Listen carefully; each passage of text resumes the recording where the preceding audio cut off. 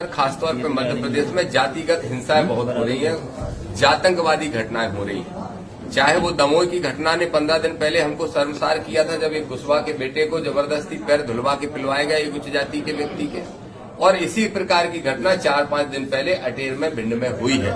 वहां एक जाटव के समाज के व्यक्ति के साथ न सिर्फ मारपीट की गई बल्कि उसको भी पेशाब पिलाने का काम किया गया।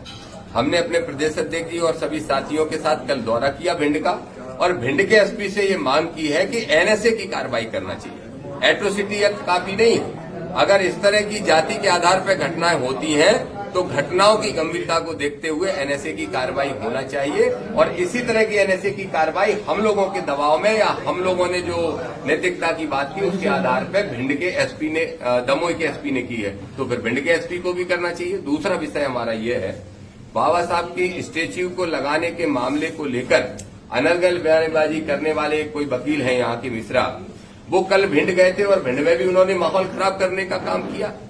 तो मैं पूछना चाहता हूँ ग्वालियर के कलेक्टर से, ग्वालियर के एसपी से इस बात का जवाब दो कि आपने जब कहा, पार्टी के नेताओं से बात करके आग्रह किया कि हम 15 तारीख का आंदोलन वापस ले लें, नहीं तो सामाजिक सौहार्द बिगड़ेगा, हमने आंदोलन वापस लिया, तो फिर आपकी क्या मजबूरी है कि उस व्यक्ति को आप नहीं रोक पा रहे हो? जिस दिन हमारी पार्टी ने आंदोलन वापस लिया उसी दिन वो व्यक्ति सड़क पर उतार के सांप्रदायिकता फैलाते हुए कोई हिना खान से बहस करता है, और कल भिंड में जाके वो माहौल खराब करने का काम करते।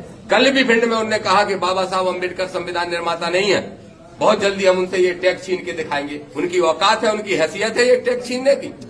पूरा देश मानता है, पूरी दुनिया मानती है जिसको, और पूरी दुनिया विद्वता के लिए जानती है कि वो कितने बड़े पढ़े लिखे व्यक्ति थे जिनने भारतीय संविधान को लिखा, गरीबों के लिए, शोषित वंचितों के लिए काम किया। उनसे टैक्स छीनने की बात करने वाले नालायक व्यक्ति को जेल भेजने का काम करना चाहिए, तत्काल प्रभाव से एट्रोसिटी एक्ट लगाया जाना चाहिए। सवाल ये है कि बागेश्वर महाराज यात्रा निकालने के द्वारा ये देखिए, जितने भी आहराज महाराज हैं इन सबको मैं ऐसा मानता हूं कि आडंबर और पाखंड को फैलाने वाले लोग हैं। बागेश्वर महाराज नहीं बोलता हूं मैं, धीरेन्द्र नाम जानता हूं। धीरेन्द्र शास्त्री ने जो यात्रा की घोषणा की है वो यात्रा का उद्देश्य भी साथ में बताया, और यात्रा का उद्देश्य वो बता रहे हैं हिंदू राष्ट्र बनाना है। भारत का संविधान ये कहता है कि भारत एक धर्मनिरपेक्ष राज्य है, और धर्मनिरपेक्ष राज्य को अगर एक धर्म का बनाने की कोशिश अगर कोई व्यक्ति करता है तो ये भी एक राष्ट्रद्रोही की श्रेणी में।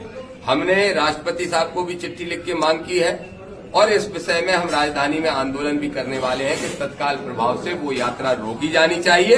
धीरेन्द्र के द्वारा निकाली जा रही यात्रा राष्ट्रद्रोही है, गैर संवैधानिक है, और देश में सांप्रदायिकता फैलाने के उद्देश्य से की जा रही है। नहीं रोकी तो हम आंदोलन करेंगे, हमारा काम, हम विपक्ष में बैठे हैं, सड़क पर उतर के आंदोलन करना है। हमारे नेता के द्वारा जो सदन के अंदर बैठे हैं आदरणीय भाई चंद्रशेखर आजाद जी, उनके द्वारा सदन में आवाज उठवाना है। हम हर स्तर पर लड़ाई लड़ेंगे, लेकिन आडंबर पाखंड को नहीं फैलने